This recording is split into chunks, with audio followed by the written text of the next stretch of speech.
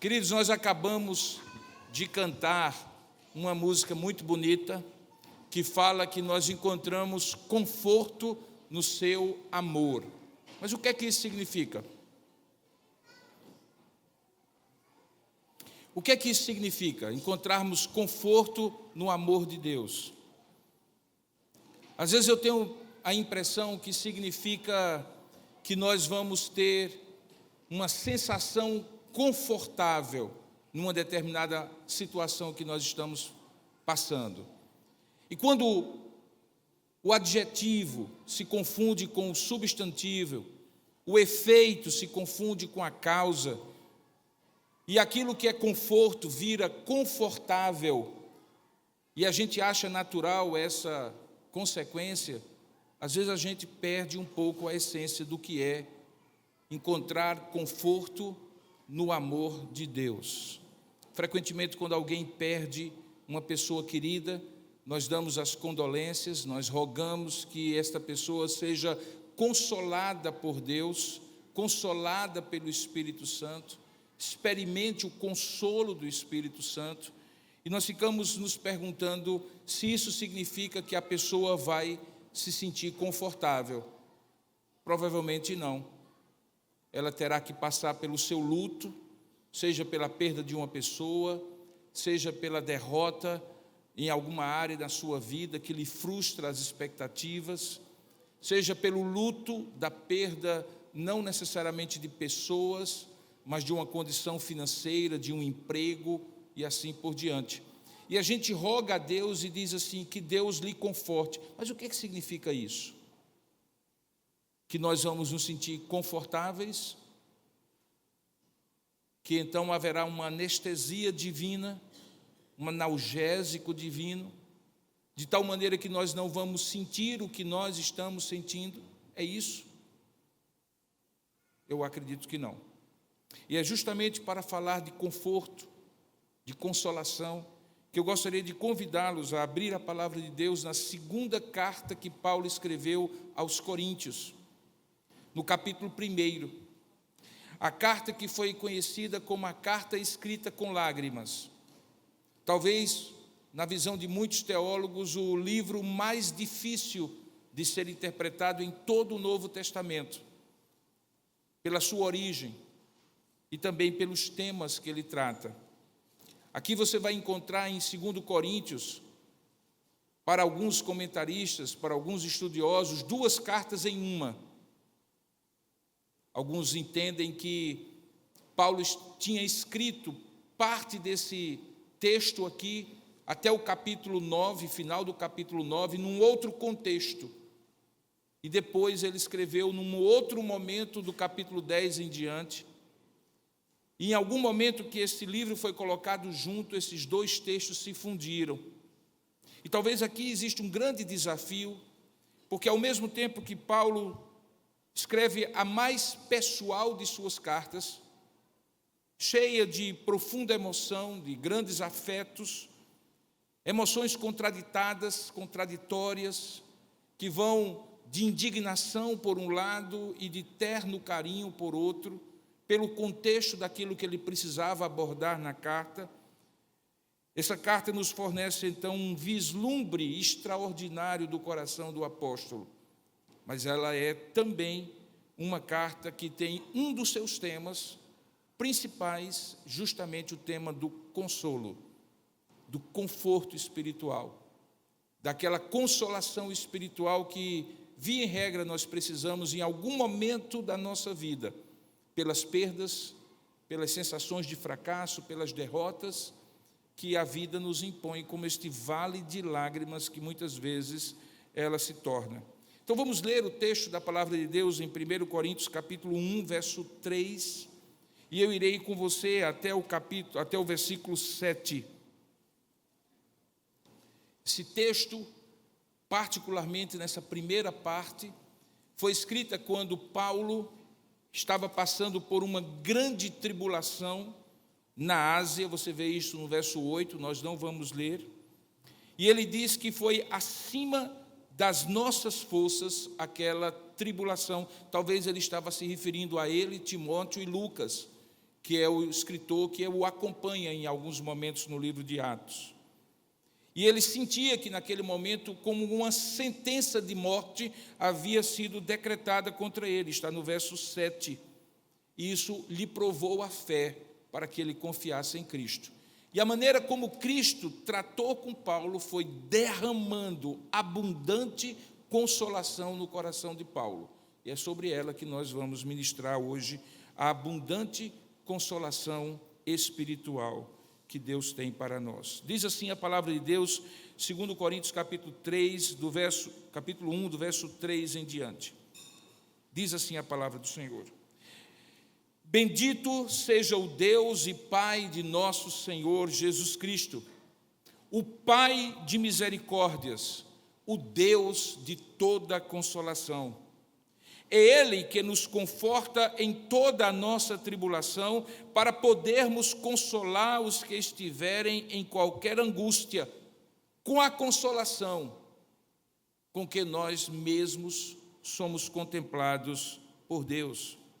Porque assim como os sofrimentos de Cristo se manifestam em grande medida a nosso favor, assim também a nossa consolação transborda por meio de Cristo. Ora, se somos atribulados, é para o vosso conforto e salvação.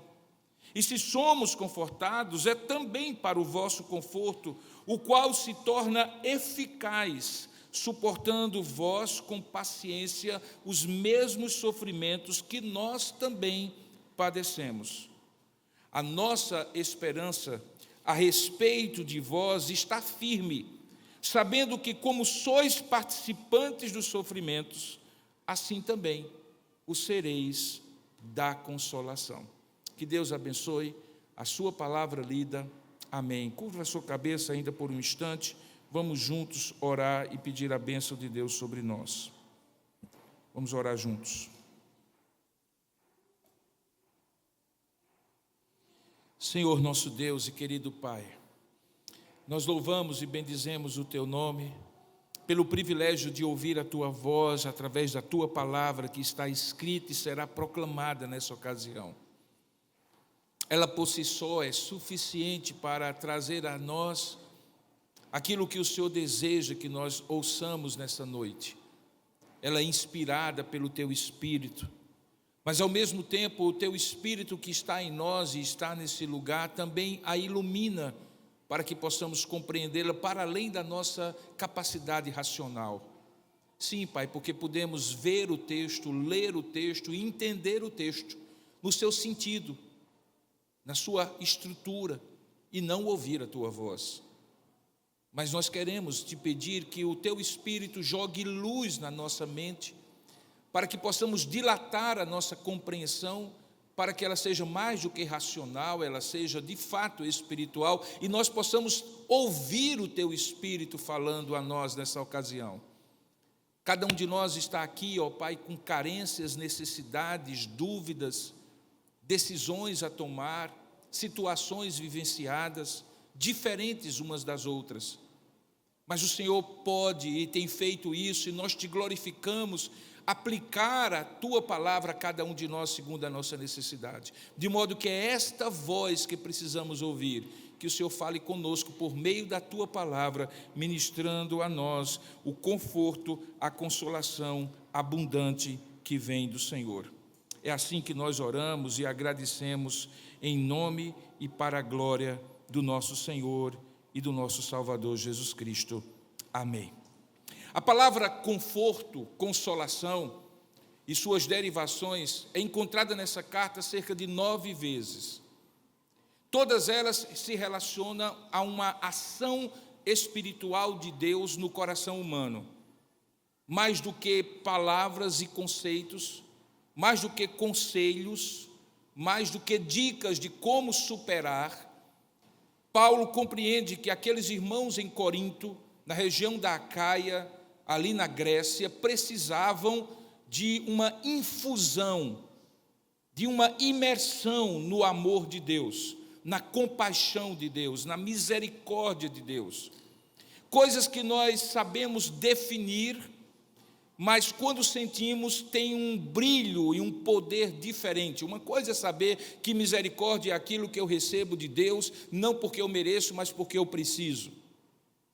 Uma coisa é entender etimologicamente a compreensão plena da palavra consolo, que vem da ideia de alguém que está ao meu lado, daí porque o Espírito Santo é chamado de Parácletos, aquele que é chamado, ou que me chama para estar ao lado dele, como um advogado diante de um tribunal que coloca a mão sobre o meu ombro e diz assim: eu vou defender a sua causa. Uma coisa é saber tudo isso, fazer a compreensão racional. E outra coisa é aquilo que nós experimentamos quando, em momentos extremos da nossa vida, como eu citei alguns na minha breve introdução, quando perdemos alguém, quando fracassamos, quando nos sentimos derrotados, quando o nosso corpo não está sadio e, de repente, uma infusão de amor, de graça, de encorajamento e de conforto chega ao nosso coração, nós não compreendemos como nem porquê, só sentimos.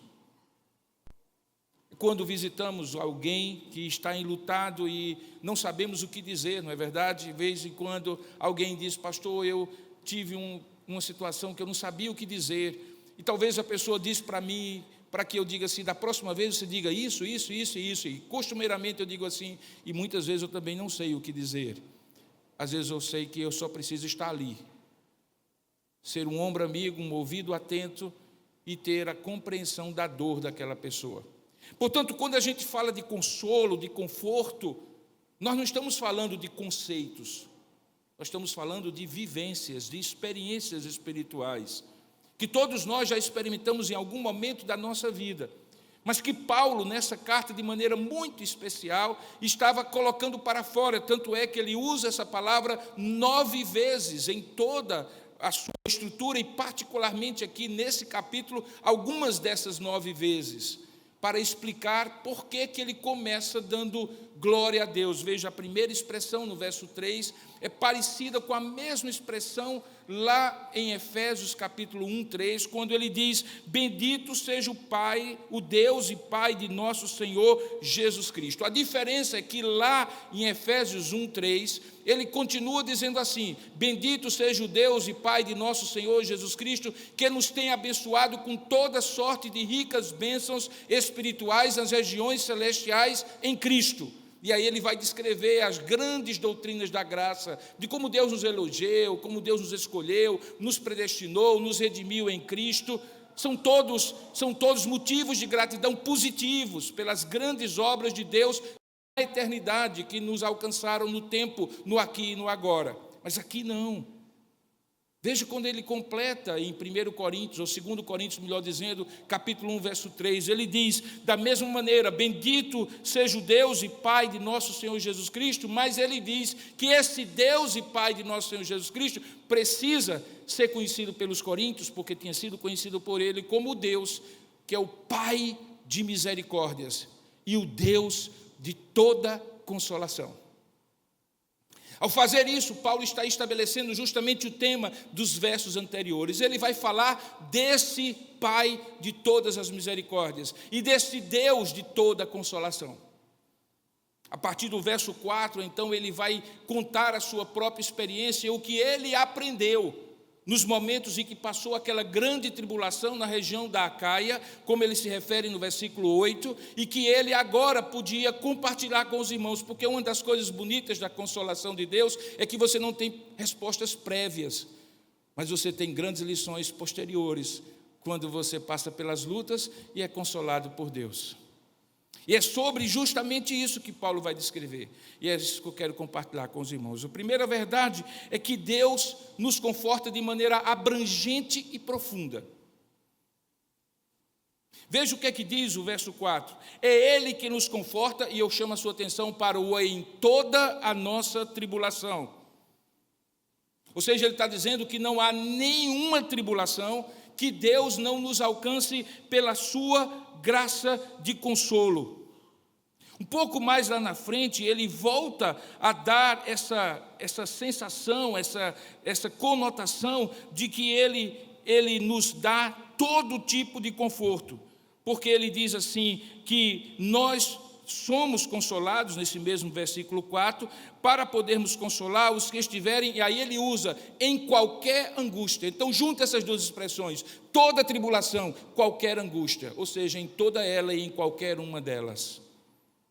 Aqui, tribulação e angústia traduz algumas palavras que são usadas no Novo Testamento com uma ideia de sofrimento em geral. Portanto, ele está falando de uma abrangência e de uma profundidade que não tem nenhuma dor humana que não esteja contemplada por esse consolo. É toda a tribulação. Aquelas que você produz para si mesmo por decisões equivocadas que você toma, aquelas que você não tem nada a ver porque outros fizeram e você acaba pagando o pato, outras que têm a ver com a sua natureza pecaminosa e que de alguma maneira acabam sendo os encontros que você teve que marcar com as suas próprias contradições, outras que não têm propósito algum aparente, como aquelas que Jó passou e que estão acontecendo no céu como prova da sua fé aqui na terra. Toda tribulação é o texto que Paulo quer dizer, a sua abrangência, mas ele também é muito pontual, é qualquer angústia. Toda tribulação, qualquer angústia. Esse consolo que ele diz que esse Pai de misericórdia e o Deus de toda consolação nos dá, este conforto abrange tudo e se aprofunda em qualquer circunstância, numa dimensão que Paulo dizia que não há nada que foge do seu braço confortador, do seu olhar consolador, do bálsamo da sua graça que atinge a tudo e a todos, em qualquer tempo, em qualquer lugar, sob qualquer circunstância, em qualquer tribulação, e para qualquer angústia ele tem esse remédio, esse sanativo chamado consolo. Ele faz isso, irmãos, para que fique claro que a experiência que ele teve lá na Acaia, junto com os seus companheiros de ministério, não é a única circunstância que o faz afirmar que Deus é Pai de misericórdias e Deus de todo consolo. Porque é muito comum que quando a gente está na dor e alguém vem falar para nós, até mesmo com boas intenções de contar um pouco a experiência que teve, surge logo a pergunta, mas comigo é pior.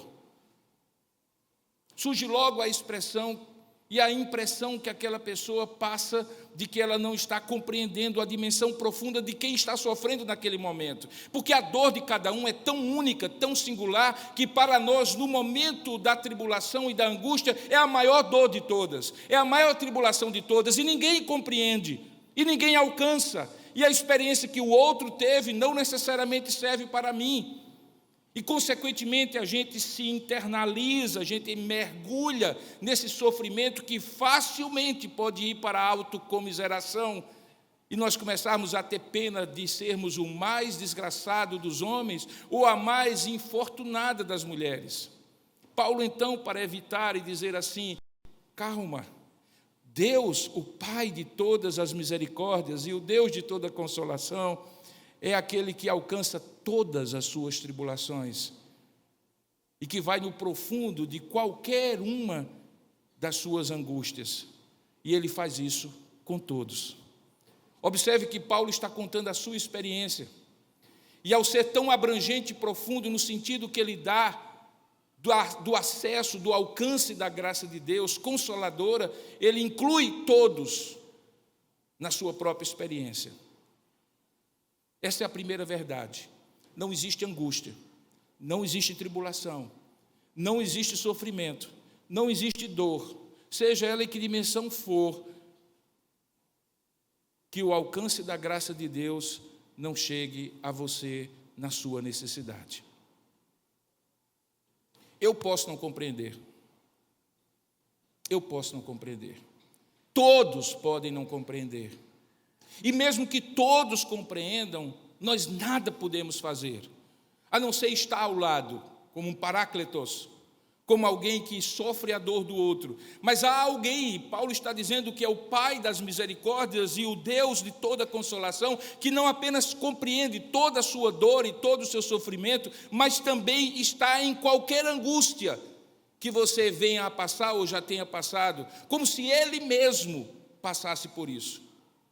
como se ele mesmo sentisse a sua dor. Na verdade, quando a gente diz que Deus é compassivo, significa dizer que, apesar de ser um Deus perfeito, cujas emoções são todas estabilizadas, infinitas, constantes, ele sofre a nossa dor. E esse é o grande mistério do amor de Deus. O Deus que não precisa sofrer, sofre a nossa dor, e é isso que Paulo está dizendo. Ele é o Deus misericordioso. O Deus que conhece a miséria do homem no seu próprio coração, sem ser imperfeito, sendo perfeito. O Deus que sente a tristeza que você sente, e nós encontramos Jesus chorando em alguns momentos, por coisas que depois ele resolve. Lembra da situação de Lázaro? Ele chora diante do túmulo do seu amigo e depois ele ressuscita, mas ele chora, ele sente, ele sofre.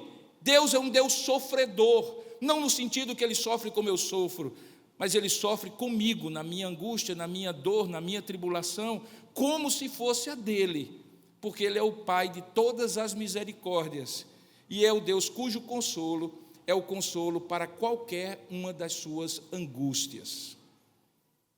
Então, se tem alguém diante de quem você pode derramar sem medo e sem constrangimento, por saber de antemão que ele vai entender a raiva, a frustração, a ira, a angústia da perda do momento, junto com a tristeza, junto com o sentimento de vazio, ou qualquer outro que não habita no coração de Deus, mas habita no seu coração, em qualquer angústia, em toda tribulação, esse é o Deus, que é o Pai das misericórdias e o Deus de toda consolação.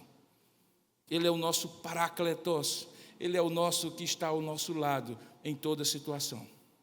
Segunda verdade que Paulo coloca aqui, é que frequentemente a tribulação para a qual Deus manifesta o seu consolo, nos torna ao mesmo tempo objetos do seu consolo, para que nos tornemos instrumentos do seu consolo. Veja o que é que ele diz ainda no verso 4, ele diz assim: é Ele que nos conforta em toda a nossa tribulação. O que é que nós estamos sendo agora? Objetos do seu conforto na nossa tribulação. No entanto, ele diz que nós assim sentimos, e assim percebemos, e assim recebemos o conforto de Deus para o quê? Para podermos consolar os que estiverem em qualquer angústia, com a mesma consolação com que nós mesmos somos contemplados por Deus. Deus não nos consola para que o seu consolo se esgote em você. Deus lhe conforta para que você saiba o que é o conforto de Deus.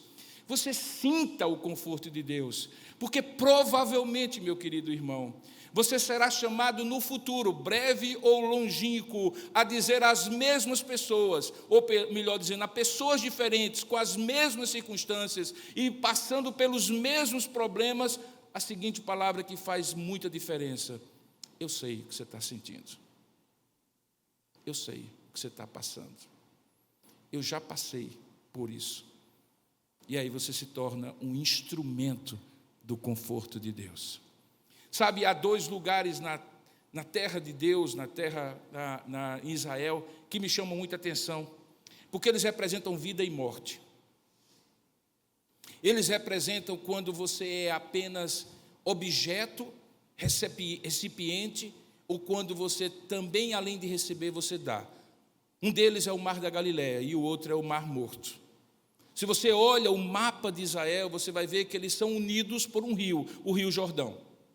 Lá em cima, na Galileia, debaixo ali daqueles grandes montes da cordilheira antelíbana, que fica entre o Líbano e Israel, tem 3 fontes que nutrem o começo do Rio Jordão, que vem desaguar num dos lagos mais piscosos, que tem mais peixes do mundo, que é o Mar da Galileia. Não por coincidência, Jesus chama pescadores, porque ainda hoje lá não falta peixe.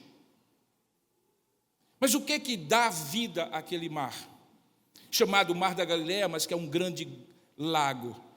É porque ele não apenas recebe do Jordão de cima, mas ao tornar as suas águas ali cheias de nutrientes daquela cheia que desce pelo degelar dos contrafortes dos montes Hermon e todos os outros, e traz toda aquela nutrição que faz com que os peixes abundem naquele lugar.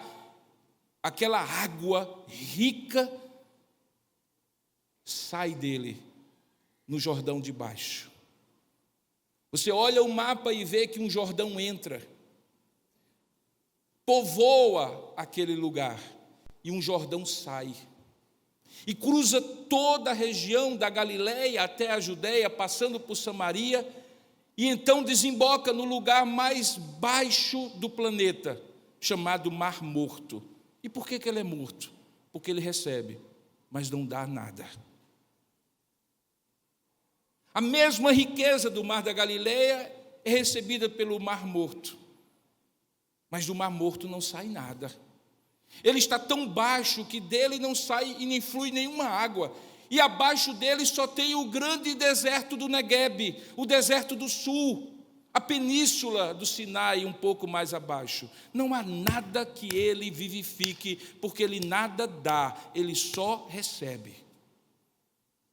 Você consegue entender que nessa ilustração geográfica, aqui está o versículo 4, que o conforto que nós recebemos como o Mar da Galileia, nós somos chamados a Deus para compartilhar, e se não fizermos, ao invés de Mar da Galileia, nós vamos nos tornar um mar morto, que recebe, mas não dá, que é confortado, mas não conforta, que é consolado, mas não é boca de Deus para o consolo alheio, que tem muito o que dizer e muito o que compartilhar quando pessoas passam pelas suas perdas, porque já passou por suas perdas e já teve o consolo de Deus, mas nada compartilha com os outros.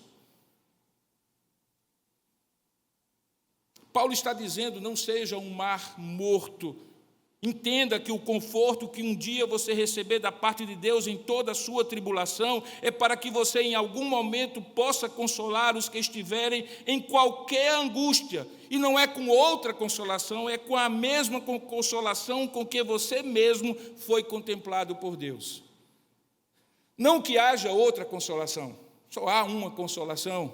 Mas quando Paulo enfatiza com a mesma consolação, com a mesma situação, como você já foi contemplado por Deus, é para que você compreenda que até no consolo é mais bem-aventurado dar do que receber. Que quando Deus lhe conforta, é para que você possa ser instrumento de conforto para outros. E talvez agora você tenha que fazer, no seu momento de angústia, a seguinte pergunta: eu estou sofrendo, eu estou passando pela angústia, eu tenho que tirar minhas lições e eu vou experimentar o conforto de Deus, mas isso vai me capacitar, vai me aparelhar, vai me habilitar para que outras pessoas em circunstâncias semelhantes a mim, no futuro, possam ser consoladas por mim. E você então torna da sua tragédia, da sua dor, da sua angústia, uma missão. E a gente vê isso em todos os lugares quando as pessoas compreendem o consolo de Deus. E diga-se de passagem, algumas dessas pessoas nem crentes são. O que mais me surpreende quando tragédias massacram pessoas e famílias é como algumas delas vivem angustiadas para o resto da vida. É uma chaga aberta, mas outras tornam isso uma missão. Recentemente eu conheci um homem em São Paulo que passou por uma tragédia que eu tenho certeza que é das mais terríveis que alguém pode passar. Um jovem filho com a esposa e uma criança recém-nascida é colhido por um motorista bêbado, quase 20 anos atrás, no auge da sua juventude, e perde a sua vida e perde a sua esposa, restando apenas aquela criança de 2 anos e pouco. Eu não sei se existe uma dor maior para um pai e um avô do que ver o filho, a nora morrendo e deixando um neto desassistido para o resto da vida. Mas eu imagino que aquela dor tem o potencial, ou teria o potencial de acabar a vida daquele homem, de fazê-lo revolver na sua dor e na sua angústia o resto da sua existência, naquela data, naquele dia, a cada ano. Quando ele ouvisse notícias semelhantes, ou quando ele conhecesse pessoas na mesma faixa etária que o seu filho poderia ter, que a sua nora poderia ter. além de ter ali o seu filho ao seu redor, junto a ele, o seu neto, melhor dizendo, que ele toma para criar como filho, crescendo sem um pai, e ele podendo e precisando ser o pai. Eu não sei se poderia haver uma angústia pior do que essa, mas eu encontrei aquele homem porque ele me procurou dizendo assim: reverendo, eu tenho um projeto, e eu gostaria do apoio da instituição para esse projeto. E ele então, sem dar muitos detalhes para vocês aqui, porque a história é longa, ele transformou aquela dor em uma missão. E então, parte do seu trabalho é algo muito simples, pouco visível. Sabe quando acontece um acidente como esse, e pessoas precisam daquele suporte mínimo, porque o mundo se desmorona e elas ficam totalmente perdidas, sem nem saber o que fazer, e ainda mais tem que lidar com a ira, com a raiva, com o desejo de vingança daquele que tirou a vida do familiar. Ele simplesmente visita aquelas pessoas do nada e as introduz num grupo que ele chama de roda de conversa da dor e do consolo. E algumas dessas pessoas estão há anos ajudando umas às outras, e o grupo cresce e subdivide-se, e pessoas que um dia foram consoladas passam a ser consoladoras de outras. Ele fez da sua dor a sua missão, queridos irmãos, porque ele entendeu que o conforto que a gente recebe, assim como as águas cristalinas que descem dos montes e que povoam as águas do Jordão, que caem no mar da Galileia, precisam fluir de nós para outros, para que outros mares da Galileia, e não mares mortos, possam existir ao nosso redor. Você pode morrer na sua própria dor e na sua própria angústia, achando que ela é a maior de todas, e para você é, e nós precisamos admitir que é mesmo, porque a dor de cada um é a dor de cada um, e viver a sua dor e o seu desejo de vingança, e a sua angústia, e os seus muitos porquês, e a sua revolta e o seu questionamento, e se tornar alguém morto, ressecado, que não tem vida e não consegue compartilhar a vida com ninguém. Ou você pode decidir, corajosamente, baseado no consolo de Deus, eu vou para frente, e não vou ficar preso atrás. Eu vou confortar, eu vou ser instrumento. E você vai perceber, como Paulo está dizendo aqui, que quando você dá, você é confortado também. Não é essa a experiência que muitos dos irmãos às vezes me contam: pastor, eu fui visitar alguém, ao invés de confortar, eu fui confortado. Sabe por quê? Porque existe uma bênção em você partilhar a sua dor, não no sentido de convidá-los a vivenciar a sua dor, mas de poder abençoá-los com a sua dor, mas também com o seu consolo. Paulo diz então que esse conforto vem por meio de pessoas que são recipientes e se tornam instrumentos para outras pessoas. Um pouco mais à frente ele diz que, além disso, esse conforto também era um conforto que nos ajuda a nos identificar com o maior sofrimento que um ser pode ou pôde sofrer, que é o sofrimento de Cristo. Veja o verso 5. Ele diz assim: porque assim como os sofrimentos de Cristo se manifestam em grande medida a nosso favor, assim também a nossa consolação transborda por meio de Cristo. Aqui há dois sentidos do que Paulo está falando, e eu vou falar agora nos dois próximos pontos da mensagem. A primeira delas é o sentido da identificação, e o segundo é o sentido do transbordamento. Pensando um pouco no sentido da identificação, Paulo está usando um argumento aqui, que é o argumento de: imagina a sua dor. Ela é a maior para você. Talvez nenhum outro ser humano passou por ela. Mas há uma dor que ainda foi maior do que ela, que foi a dor de Cristo, aquela que ele passou. Porque vamos combinar uma coisa: em alguns momentos, parte da nossa dor é: o que eu fiz de errado que eu provoquei essa situação? O que eu poderia ter feito para evitar? Talvez um dos maiores dilemas sempre é centrado em mim, como se eu pudesse ter a capacidade de evitar a minha dor, como se eu fosse capaz e perfeito de controlar o tempo e as circunstâncias e escapar da dor e daquela circunstância. Existe uma sensação em nós de que nós temos culpa quando estamos sofrendo, algum nível de culpa, alguma proporção de culpa, que poderíamos ter evitado, que poderíamos não ter ido, que poderíamos ter feito alguma coisa, que poderíamos ter alertado de alguma maneira. Parte da dor é envolvida na culpa. Mas, queridos, pensem em Cristo agora. Ele não pensou nada disso. Não havia culpa nele no que ele sofreu. Nunca passou pela mente de Cristo, eu estou pagando por algo que eu tenho que pagar. Pelo contrário, a Bíblia diz que a dor que estava sobre nós, ele levou sobre si. O pecado que estava sobre nós, ele trouxe sobre si, pelos seus caminhos, pelas suas pisaduras, nós fomos sarados. Ele é o único perfeito, o único sobre quem não pairou nenhuma dúvida que era inocente, que sofreu injustiças, que passou pela dor física, emocional e espiritual, que foi crucificado depois de um julgamento injusto, sem ter nenhuma culpa. Em Cristo ele não pensa o que eu poderia ter feito para evitar. Por quê? Primeiro, porque ele é perfeito, e segundo, ele buscou a dor. Ele buscou o sofrimento. Mas não por causa dele, mas por causa de você, por causa de mim. A dor que era sua, ele tomou para si.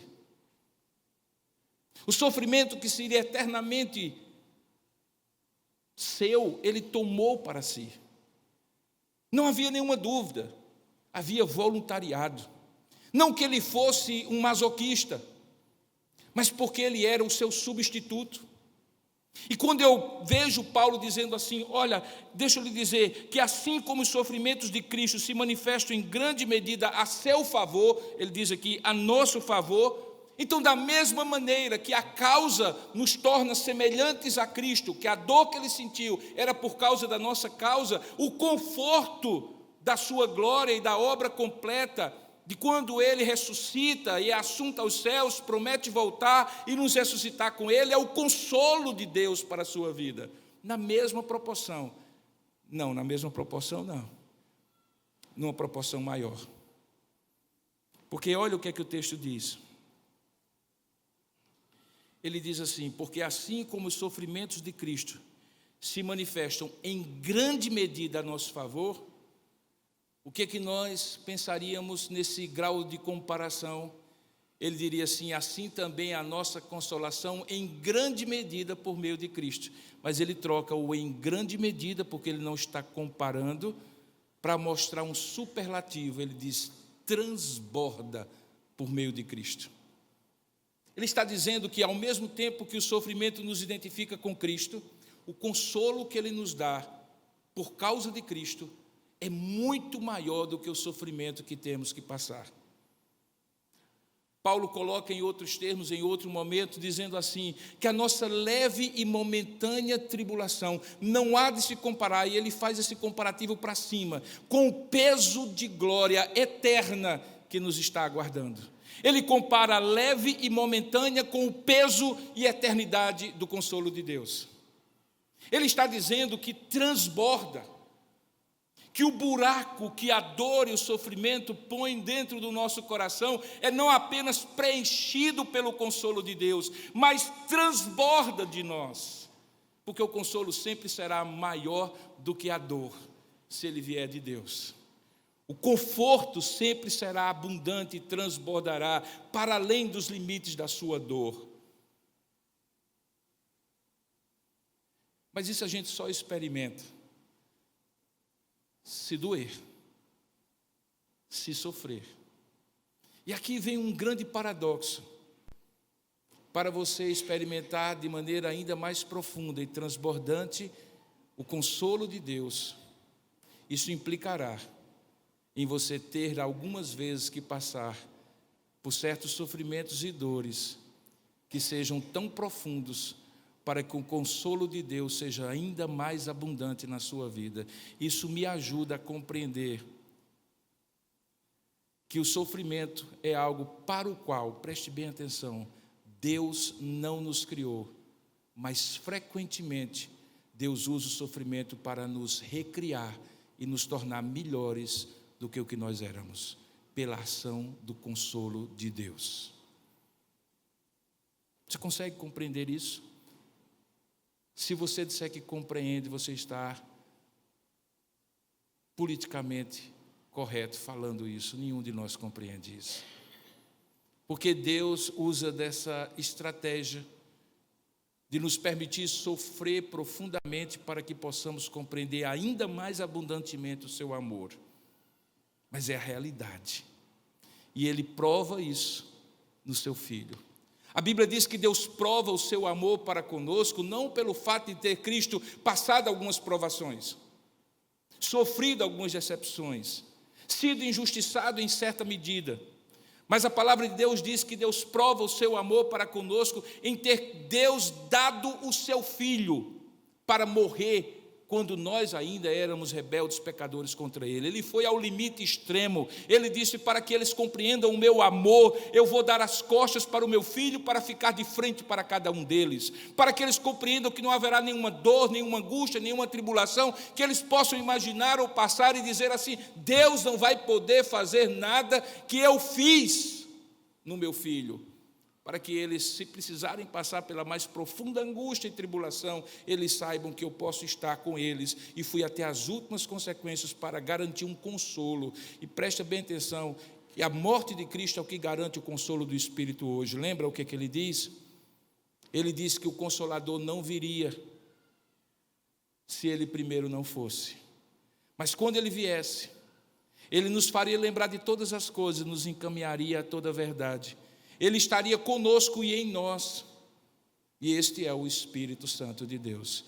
Ele passou pelo sofrimento da cruz, para que o consolo pudesse vir, e dessa maneira ele também manifesta em grande medida a nosso favor, com uma consolação transbordante por meio de Cristo.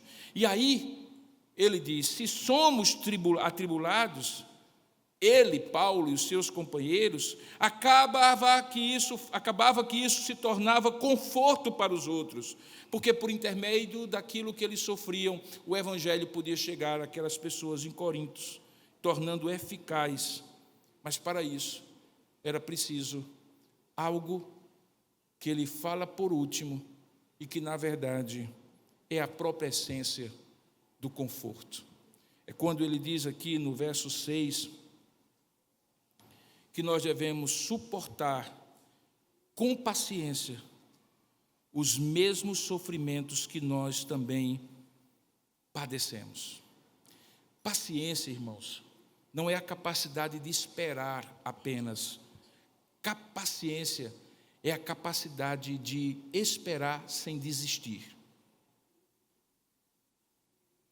sem se transformar em alguém pior. Alguns chamam de resiliência, um termo mais moderno, emprestado da engenharia de materiais. Aquele tipo de material que enverga, mas não quebra, e que volta à sua forma original. Se diz que essa pessoa, ou que esse material é resiliente. E então se emprestou do mundo da engenharia dos materiais e disse assim: alguém resiliente é alguém que sofre pressões de qualquer tipo, eventualmente deforma-se no primeiro momento, mas volta à sua situação original. Mas Deus ainda é melhor. O sofrimento que Ele nos permite passar e que Ele nos conforta pela presença do Seu Espírito, nos ensinando a suportar com paciência, Ele não nos torna semelhantes depois de passarmos por Ele ao que nós éramos antes. Nós nos tornamos melhor. Nós nos tornamos menos arrogantes, irmãos. Nós nos tornamos menos soberbos, menos autossuficientes, menos controladores, menos impacientes com o erro alheio. Nós nos tornamos mais tolerantes com as pessoas. Nós nos tornamos mais humildes. E tudo isso é o caráter de Cristo sendo formado em nós. Se até o feijão precisa de pressão para cozinhar, o ser humano também precisa de pressão para se tornar saboroso.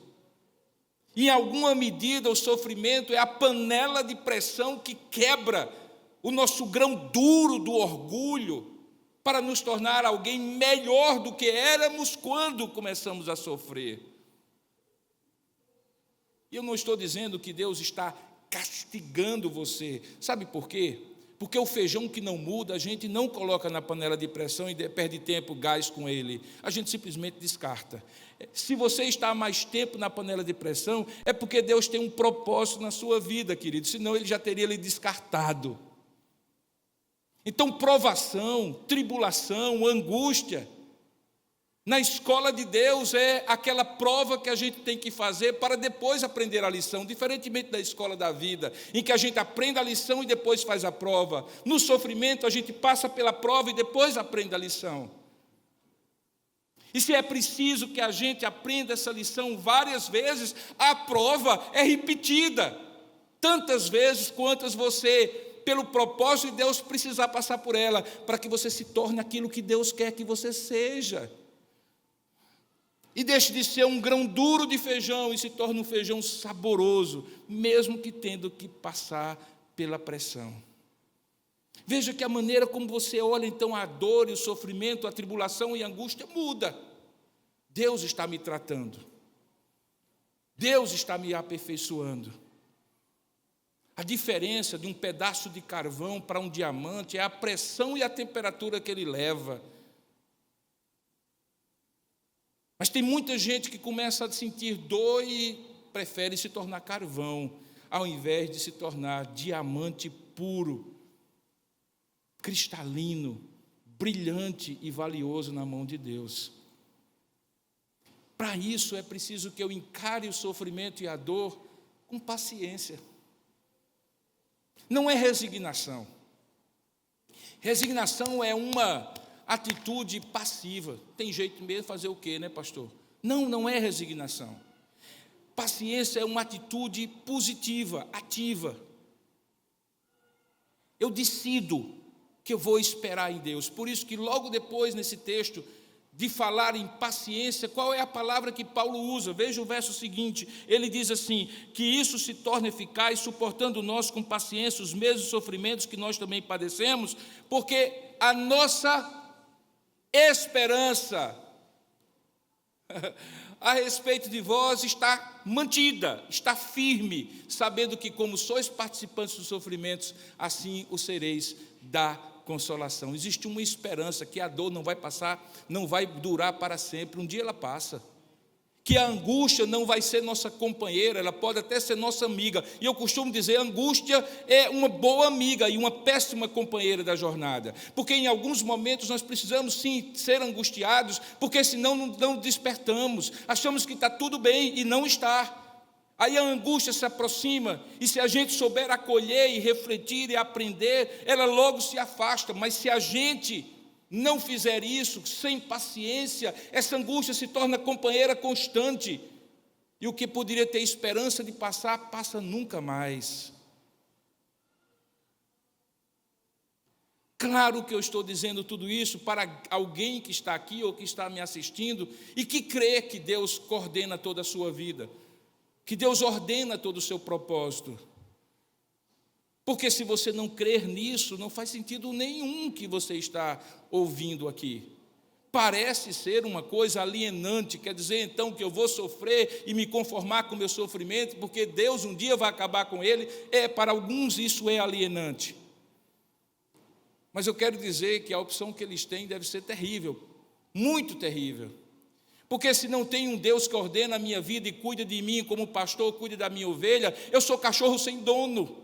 Deixo de ser ovelha para ser cachorro.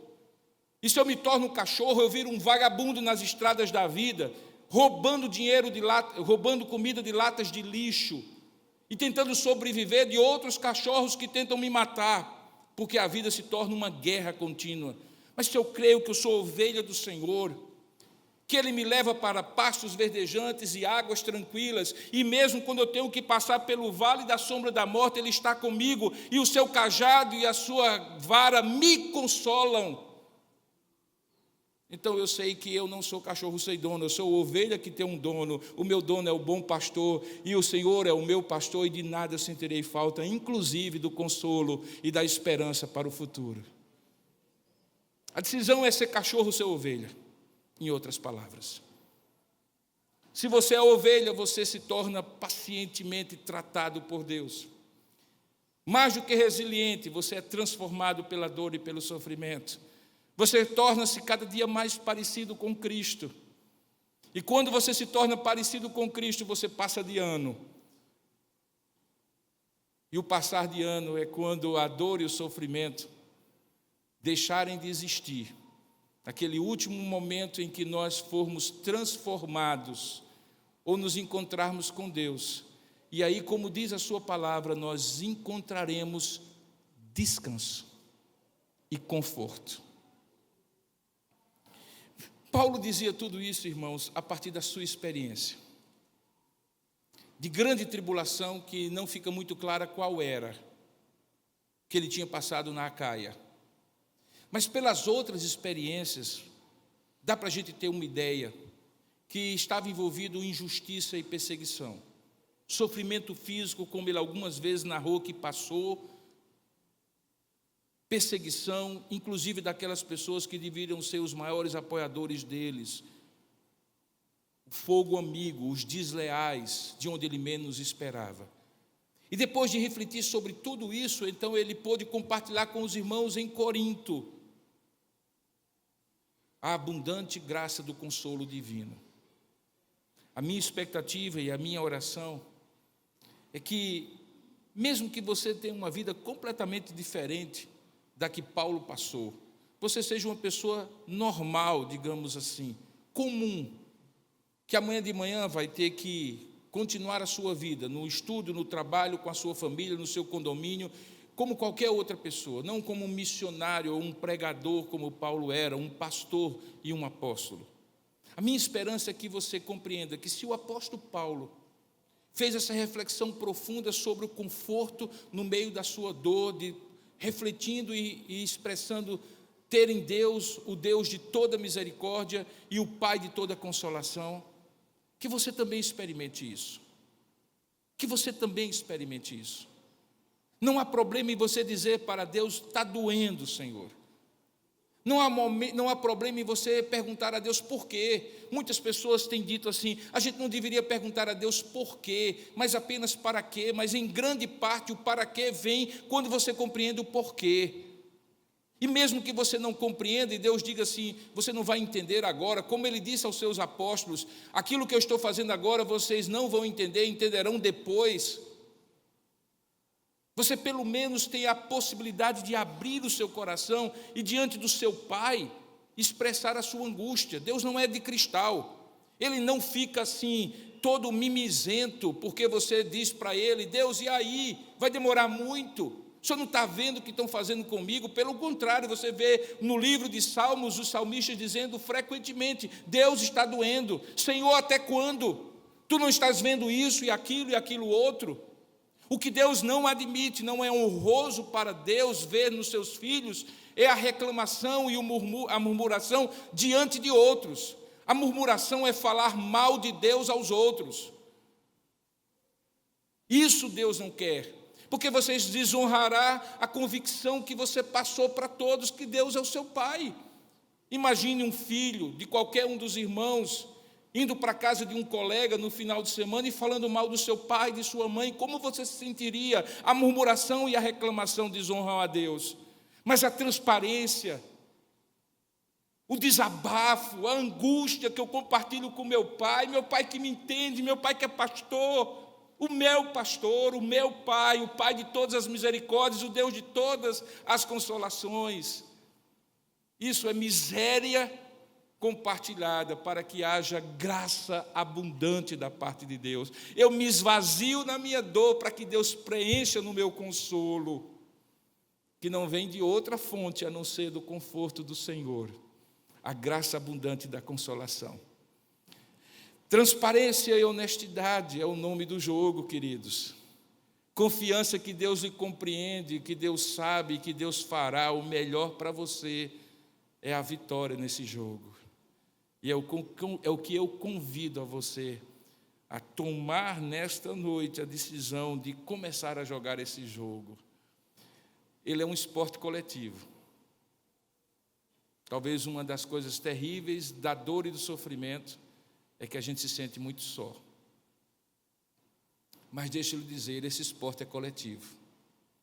Tem gente ao seu lado que, se elas abrissem a boca para dizer o que estão passando, você talvez até se envergonhasse da sua dor. Mas como ela é sua, não se envergonhe dela. Compartilhe. Compartilhe. Não é possível que não exista na face da terra uma pessoa com quem você não pode dividir o seu fardo. Igreja é para isso. Irmãos em Cristo são para isso. Pessoas que nós começamos a caminhar e compartilhar com elas, e que vão dando prova de lealdade e fidelidade a você, de conveniência e discrição, porque obviamente é tolice abrir o coração para qualquer um e no primeiro momento, mas vá testando e vá compartilhando, jogue esse jogo junto, o jogo da transparência e da honestidade. Compartilhe a sua dor e peça junto com o seu companheiro de jornada, com a sua companheira de vale da sombra da morte, que ore com você, que ore por você, que lhe escute, que seja acessível, porque às vezes só precisa alguém para nos ouvir na nossa dor, quando nós estamos sofrendo. E sabe isso? O que é? Isso é o que Paulo dizia. Preste bem atenção, eu sou apóstolo, eu sou Paulo. Por que eu iria falar das minhas tribulações para as minhas ovelhas que vão receber a minha carta, senão pela convicção de que abrir o coração com elas, elas me ouvirem, permite que elas me confortem e que se sintam confortadas. Que todo pedestal hierárquico e espiritual caia por terra e todos nós sejamos companheiros de uma grande jornada nesse vale da dor e do sofrimento, e nos permita chegar até o conforto eterno. Que Deus nos abençoe, que você, nesta noite, tome a decisão de ver o seu sofrimento, a sua dor, a sua angústia, a sua tribulação nessa perspectiva. E com paciência e esperança, veja Deus derramar a sua graça. E se Ele derramar, e Ele derramará, abra o seu coração para que você não seja um mar morto, seja um mar da Galileia, que compartilha aquilo que você recebe, inclusive a dor e o consolo. Que Deus nos abençoe. Amém. Vamos orar juntos? Eu não sei, eu pedi, você pediu também que nós fôssemos trazidos a ouvir a voz de Deus, e o Senhor nos trouxe. Então talvez agora é a hora de você falar com Ele, porque Deus falou com você. E se Deus falou com você, o que é que você tem agora para falar com Deus? Diante do que você ouviu. A oração agora é a sua resposta ao que Deus falou com você. Então, se você quiser, curva a sua cabeça, feche seus olhos, pense um pouco aquilo que ressoou no seu coração durante a mensagem e fale com Deus, do seu jeitinho, da sua forma, aí na intimidade do seu coração. Só você e Deus, por alguns momentos privados, como se só você e Deus estivessem aqui.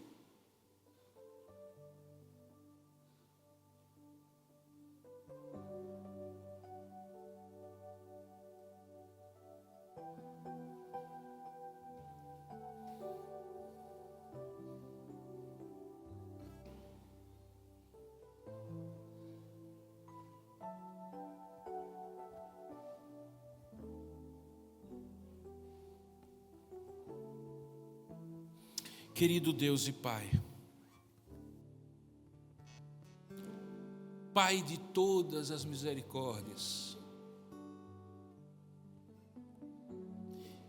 Deus de toda consolação,